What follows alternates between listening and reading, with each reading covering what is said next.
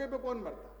लेकिन मेरे साथ दो चीजें ठीक थी, एक तो उन्हें साहित्य का विद्यार्थी था तो मेरी भाषा अच्छी थी, दूसरा मैंने ट्रकों से शेरो शायरी उतार रखी थी तो लोग मुझसे प्रेम पत्र लिखवाते थे, और मैं जिसके प्रेम पत्र लिख देता था उसके दो नतीजे जरूर निकलते थे, या तो उसकी शादी हो जाती थी या फिर वो पिटता था। हालांकि बात एक ही है।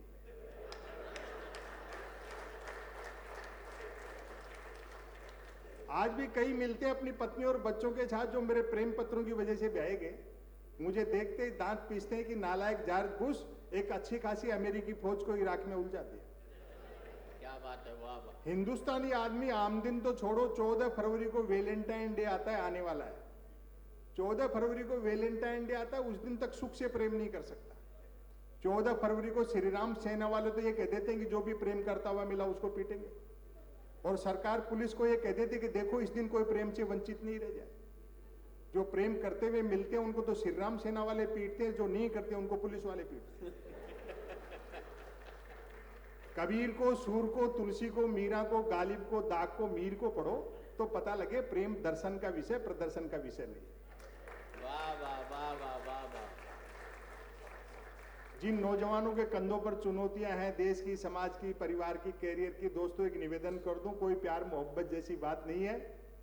ये सब टीआरपी के चक्कर में खेल होते रहते हैं जिनसे बाजार जुड़ गया, समय बदल गया, समा का स्थान ट्यूबलाइट ने ले लिया, परवाना जलने की गरज से जाता है तो छिपकली खा जाती है। तो आप जिस कार्य क्षेत्र से जुड़े लोग हैं उसके जो बुनियादी मुद्दे हैं उनकी तरफ आपका ध्यान जाना चाहिए। दो चीजें हैं, बाजार और बाजारवाद। बाजार हर युग की जरूरत है, वो किसी न किसी फॉर्मेट में वैदिक युग या उससे पहले भी रहा होगा, दोनों में अंतर है। बाजार का मतलब है जरूरत के हिसाब से चीजें बनाना, और बाजारवाद का मतलब है चीजें बनाकर के जरूरत पैदा करना। आप आज पूरी दुनिया का पूरा दृश्य देख लें वैश्विक, चाहे वो ट्रंप हो, पुतिन हो, आबे हो, जिनपिंग हो, वहां वाले हो या यहां वाले हो, लोगों को लगता है कि राजा का चुनाव प्रजा करती है। असल में 10-12 मल्टीनेशनल कंपनियां मिलकर के जिसमें चाबी भर देती हैं वो खिलौना चल पड़ता है।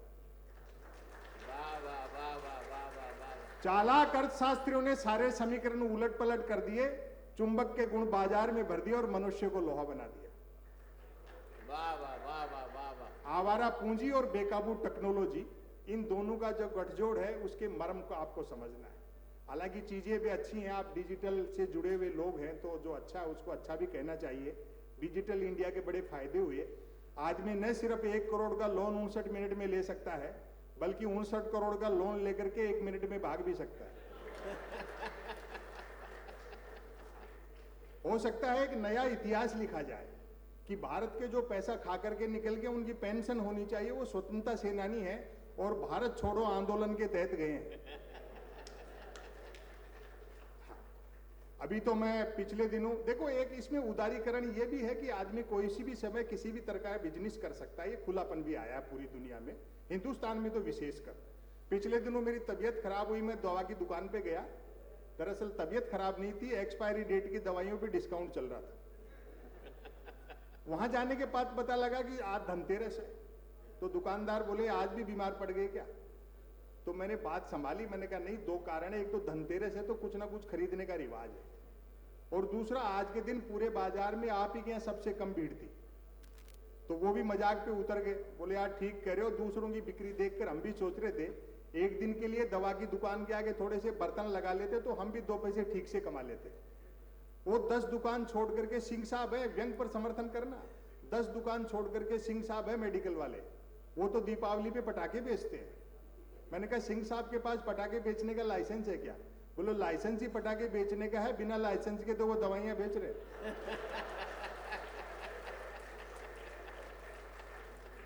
तो जमाना बड़े चैन से सो रहा है, जो होता था पहले वही हो रहा है। वाह वाह वाह वाह। आवेदन एक ने किया, परीक्षा में दूसरा बैठा, इंटरव्यू तीसरे ने फेस किया, नौकरी मिली चौथे को और करता रहा 5वां। वेतन छठे ने उठाया और पेंशन हुई 7वें की।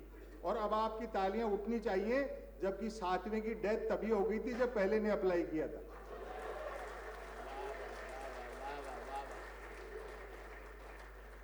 धंधे का कोई धर्म नहीं रहा और धर्म खुद धंधा हो गया। अभी तो एक मेरे मित्र को उनके परिचित ने कहा, बोले यार जीएसटी नोटबंदी के बाद सब कुछ चौपट हो गया, एक 200 मीटर का प्लॉट पड़ा है, क्या करें? तो उसने मजाक में कह दिया, बोले मंदिर खोल ले। अब वो जो दोस्त ने कही बात वो जोरदार है, बोले मंदिर खोल ले। बोले भाई जी खोल तो ले, लेकिन चले नहीं तो बंद नहीं कर सकते। हम सोशल मीडिया के दौर में हैं। अच्छा लगा ये वार्षिक आयोजन आप करते हैं, इस बहाने आपकी यादें ताजा होती हैं, पुराने लोग मिलते हैं, नए उत्साहित होते हैं। निदा फाजली साहब का एक शब्द है, उसको मैं इधर उधर करके कहूं तो कहना चाहूंगा एक शेर को कि धूप में निकलो घटाओं में नहाकर देखो, जिंदगी क्या है मोबाइल हटाकर देखो। क्या बात है।